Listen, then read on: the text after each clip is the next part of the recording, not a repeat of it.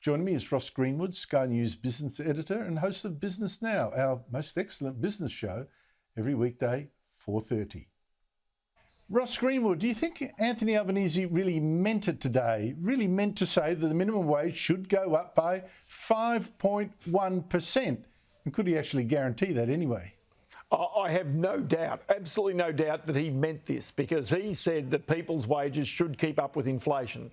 The problem is that Anthony Albanese obviously has no lived experience of running a business, where it's not just the actual wage that you're paying, but it's the superannuation on top, where the superannuation guarantee charge is increased, where the government already has handed out support with the low-income tax offset to lower paid workers to make certain that they have some relief for cost of living pressures. And really, there's also the second point that many of these business owners themselves have only just come through the pandemic and barely survived themselves, and now really are trying to re-establish themselves. So the worst thing that any of them need now is a disincentive to employ somebody, because the one thing that's keeping this economy right now going with rising interest rates is the fact that people have got jobs, and you want them to keep those jobs and maintain them into the future.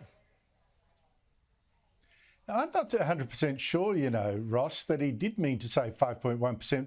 He wanted that, because if you're going to make a major announcement like that, you don't do it in response to a question. I mean, obviously the logic of saying, I want, wages to go up with prices leads you to that conclusion. But 5.1% is a big jump. As you say, it's going to hit employers hard. What do you think is going to happen if the Fair Work Commission actually did this?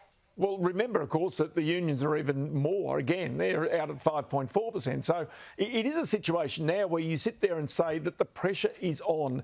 And if there is an Albanese government after the election, then you can see the conditions that we're going to have inside our workplaces. And really, with every enterprise bargaining agreement comes up, you can see that there's going to be enormous pressure on employers to hand out those wages. The other lived experience of employers is they can't all hand out the price rises, but their prices are rising. So notwithstanding the fact that their input prices are rising, it might be petrol or it might be imported products from overseas which are rising in price. It might be the fact that shipped goods, where cargo containers are nearly 3 to 5 times the price they were previously. All that's adding to their inflation. But because of their own competitive pressures, they might not be able to fully pass on the price rises. So as a result of this, they might not be getting the money through the door, not at the rate of inflation. So effectively, they're either paying themselves less or indeed losing money in that business. And that's no good for small business, and that's no good for the prospects for employment.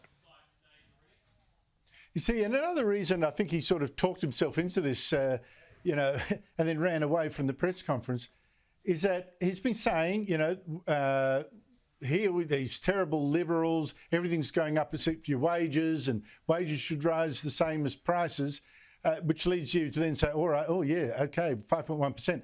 I don't know if Fair Work is actually going to do that, 5.1. That's a big jump. And if the minimum wage does not go up that much, then isn't it true that wages, even under Labor, won't keep up with prices?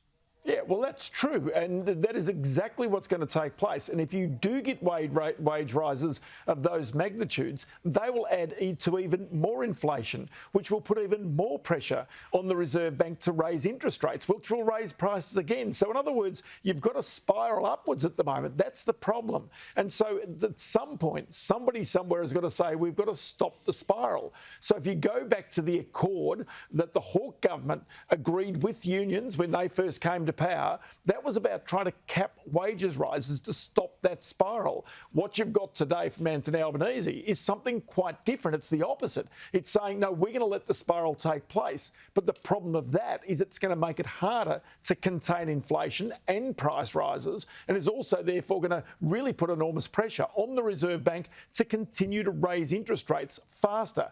And if you go to the ultimate conclusion of that, it actually raises the risk of an economic downturn down the track. So in other words, right now what you want is moderation in most things, in price rises and in wages, to make certain you really don't have interest rates tip the economy over the edge in 18 months or 2 years' time. So you're frightening me, Ross. You put it well, but here we've got a federal Labor Party that already is promising to spend more than the Liberals, have a higher debt. It's acknowledged that. And that's even without adding what it calls investments, off the books, like its massive $20 billion plan, and I reckon that's an underestimate, to build transmission lines to wind farms around the country. I think we're in for some real trouble on the financial side if Albanese comes in. And it scares me that it doesn't seem to be on top of the financial details. But anyway, maybe that's just me. Ross Greenwood, thank you so much indeed for your time.